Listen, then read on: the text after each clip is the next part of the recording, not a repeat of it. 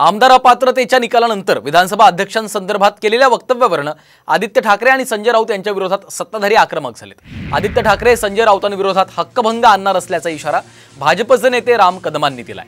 तर हक्कभंग आणण्याची प्रक्रिया सुरू केल्याची माहिती मंत्री शंभूराज देसाई यांनी दिली आहे।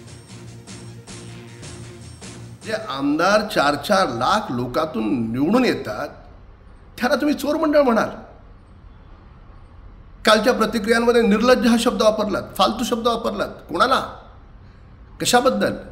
म्हणून मी आदित्य ठाकरे आणि संजय राऊत यांच्या विरोधात हक्कभंग प्रस्ताव विधानमंडळात मांडणार आहे।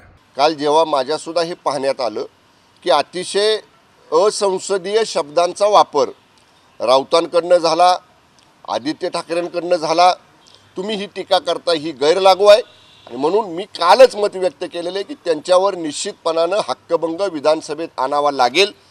माननीय राम कदम साहेब जसं म्हटले तसं हक्कभंग आणण्याच्या दृष्टीनं आमची कार्यवाही सुरू झालेली आहे।